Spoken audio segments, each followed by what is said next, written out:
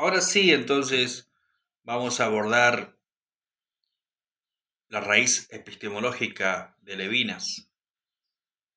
Y tiene una raíz epistemológica desde Edmund Husserl. ¿Quién es Edmund Husserl? Y filósofo alemán, nacido en 1859 hasta el 1938. Es, de alguna manera, el referente de la fenomenología, que analiza el fenómeno tal y como se presenta en la conciencia. Es decir, tomo el dato, lo analizo tal y cual como lo veo, o como lo siento, lo pienso. Es, sin más, decir lo que es.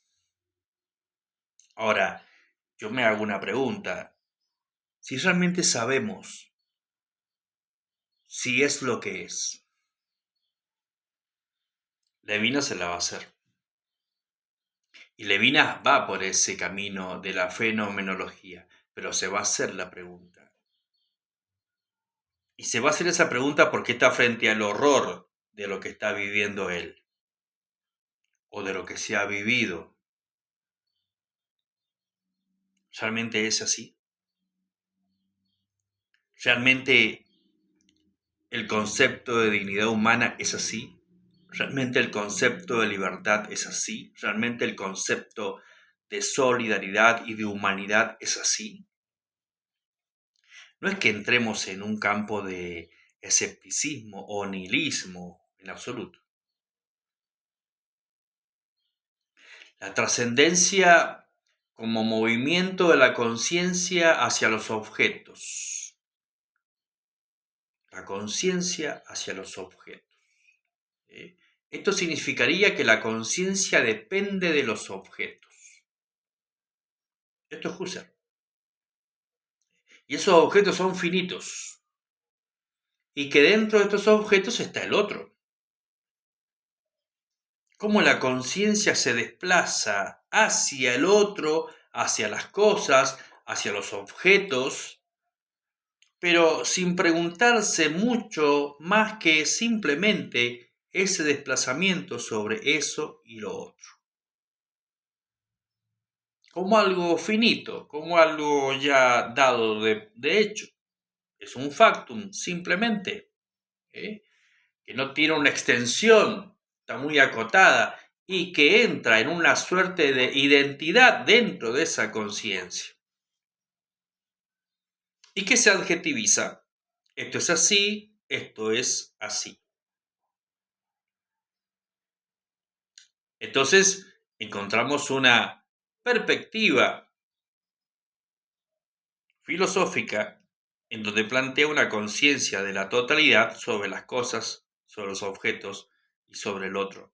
Y que lo único, en definitiva aquí, que sería infinito, es la conciencia. Lo único que tiene extensión es la conciencia, pero no el objeto, no lo otro. Y en esto Levinas entonces va a hacer crisis, va a generar justamente su crítica y su filosofía. Y la hermenéutica como una raíz que no es menor, es muy importante, es justamente la influencia hermenéutica sobre la interpretación de los textos, no sobre el texto, sino sobre el otro, sobre las cosas, sobre los objetos, sobre la realidad. Va a ser muy importante. Va a ser muy importante reconocer y descubrir que aquella fenomenología de Husserl limita el pensamiento hacia el otro, y va a ser muy importante descubrir entonces que en la hermenéutica encontramos la posibilidad de la extensión del pensamiento. Así que, sumamente importante, sus raíces fenomenológicas. Ahora encontramos otra raíz que es con Heidegger. Heidegger, 1889-1976. Son contemporáneos. Y que para Heidegger la trascendencia del ser es el arrojamiento en un mundo ya dado. Es decir, el mundo ya está así.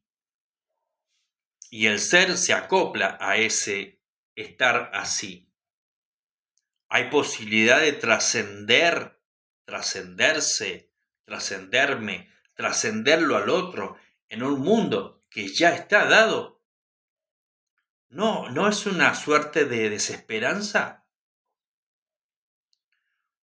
Esto implica reconocer entonces que el ser humano no tiene la libertad suficiente ni la dignidad suficiente frente al mundo. Lo ubica al hombre, al ser humano, en un mundo yecto, en un mundo sin proyecto, en un mundo en donde no puede alcanzar él mismo su trascendencia, porque él ya está limitado, ya está finito. Entonces hablamos de angustia existencial, hablamos de arrojamiento existencial, hablamos de una carencia de sí mismo sobre el mundo. Heidegger hace un monumento filosófico, sin dudas, no lo vamos a negar nosotros, y Levinas tampoco lo va a negar, pero sí Levinas va a dar un paso más, va a liberar a ese otro finito en un mundo que parece ser dado, que parece ser ya determinado, y le va a dar la responsabilidad a ese otro a trascenderse sobre todo eso dado para trascenderlo. Fíjense en la misión que Levinas le va a dar al otro. Y este giro epistemológico de una profundidad crítica, un pensamiento crítico sobre el pensamiento heideggeriano. Esta ontología del Dasein se transforma en ontología de la liberación. Por eso vamos a decir, tal vez más adelante, pero lo decimos ahora, es un referente de la teología de la liberación, Levinas. Cuando hablamos de este tema de darle al otro la responsabilidad, darle porque creo en él que puede inferir en esa extensibilidad del mundo que parece ser ya dado y que no es tan así.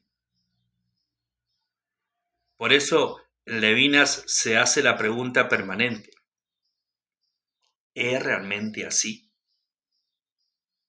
Y esas son las preguntas que hay que hacerse en filosofía, cuando leemos y cuando trabajamos. ¿Esto es realmente así?